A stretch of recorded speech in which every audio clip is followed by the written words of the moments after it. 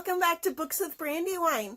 So, I've been thinking a lot about children's Shakespeare, since I've been thinking about Shakespeare so much. Like, it's been on my brain. It's going to be completely on my brain until April's over.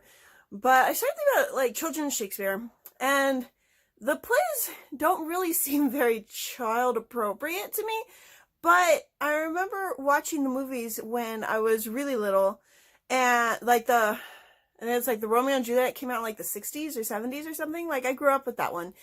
And when I was little, I had a book of Shakespeare, I think it was all of his plays or something, that were adapted for children. And that copy actually got a lot of water damage, and so we had to get rid of it because it got mildew.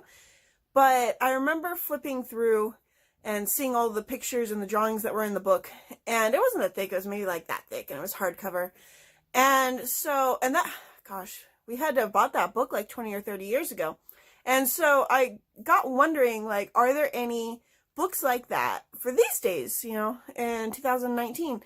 And so I went to Barnes & Noble, and I was searching the entire children's section, and I just wasn't looking in the right spots, because I got through the whole, most of the children's section, and it had been like half an hour or more, and I was getting super discouraged, and I was like, there's got to be some children's Shakespeare in this store. And so I finally started finding them. So the first Shakespeare book that I found was actually in the Who's Who, I think it's like Who's Who series or something. It's like all these little books that are about different people and different places and different concepts. And so one of them was Who Was William Shakespeare? And it was good. It was like that. It's like really tiny, but it has like really good information about who Shakespeare was and the Globe and things at his time period. And it's a really good introduction for little kids. And so I really liked that. And then also, and I'm going to leave this space here so I can put like pictures. And so, so I kept looking, and a little further past, I found 3 books. And it's a classic stories series that they have at Barnes & Noble. And all 3 of these were adapted by, what is her name? Saviour Pirotta? At least I assumed it was a girl, but actually Saviour might be a boy. I don't know. And so there was 3 of Shakespeare's plays, and it was A Midsummer Night's Dream, Romeo and Juliet, right? Yes. And The Tempest, which I feel like are also like the top 3 that are usually adopted into kids' tales. From like the Shakespeare book that I remember when I was little, the story I remember is Romeo and Juliet. And oh my gosh, these books were so beautiful, especially the Midsummer Night's Dream one. I love the artwork in that one. So they had those 3 adaptations that you could read to kids. And then I continued searching in the children's section, and I came across one that was called Beautiful Stories from Shakespeare for Children, adapted by E. Nesbit and illustrated by Arthur Rackham. And I don't know anything about E. Nesbit, but I think that's like a popular person that does a lot of Shakespeare adaptations, because when I Googled it, I found like a lot of Shakespeare for kids that were adapted by E. Nesbit. And oh my gosh, this book. So it was the full collection. It had like, actually it might not have been the full collection, but it had a lot of the different plays in it. And you can't tell from the picture, but the texture of the cover was like bumpy and ridgy. So I think it was supposed to like imitate parchment. And so it was really fun to get to touch.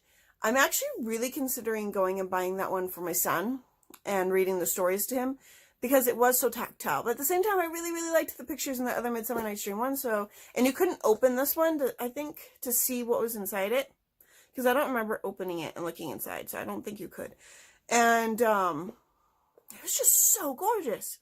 It was really, really beautiful. It was, and like, you can see what it looks like in the picture, but you can't feel it. The feel of it was amazing. And then I found all those books, and I found like another copy of Romeo and Juliet that was an illustrated edition, but I took a picture of it, but it didn't say anything about the publisher, so I don't know who published that. And so I found 6 books in total at Barnes & Noble in the kids section that were either adaptations of the Shakespeare's plays, or they were a book about Shakespeare.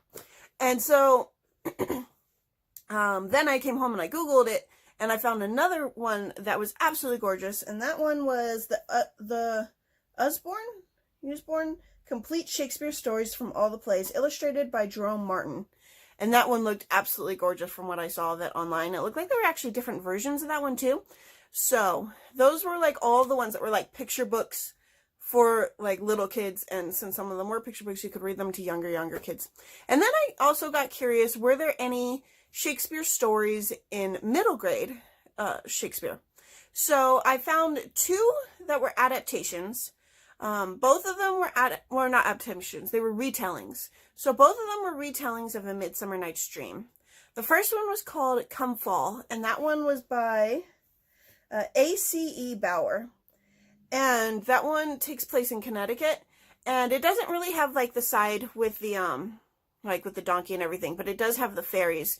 So it has the queen and the king are fighting over the halfling. In this case, it's actually a human that is in Connecticut in a trailer park and is kind of an outcast.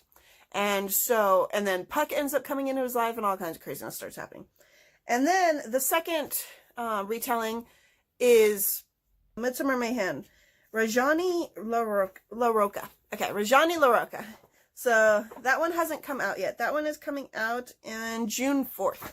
So those were the only 2 retellings that I could find in the middle grade section.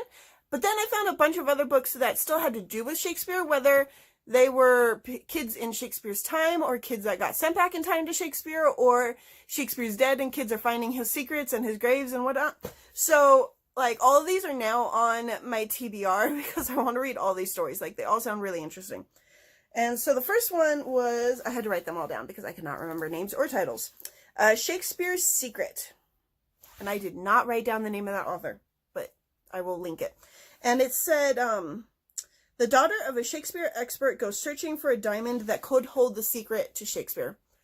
And so I don't actually know anything else besides that about it, but it sounded really interesting. It's like a mystery. Like the whole thing is a mystery. And then there was King of Shadows, which was about a boy that his father had just died and he was in foster care, I believe.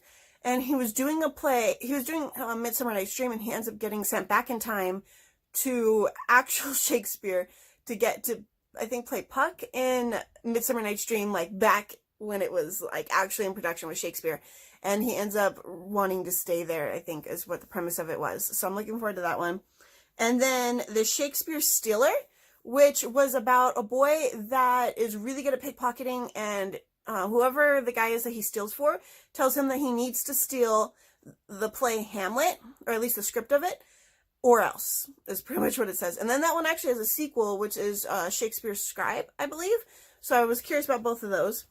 And then there was The Secrets of Shakespeare's Grave, which is a 12-year-old whose her parents are both Shakespeare experts. And she ends up finding, what does she find? She finds something, she finds a lost Shakespeare manuscript.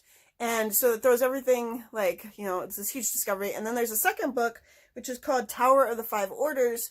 And I believe in that book, like, the validity of the manuscript is in question. So I want to read both of those. Those are both, again, Shakespeare mysteries. Actually, the series is actually called Shakespeare Mysteries, whereas the other one was a mystery, but is not part of the Shakespeare Mysteries series. And then the last book that I really wanted to check out was The Total Tragedy of a Girl Named Hamlet.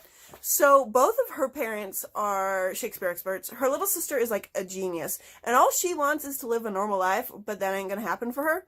And it sounded really, really funny and like total like middle grade drama. And so like I want to read that one really bad. So these are a bunch of just like kids books that I found in Shakespeare.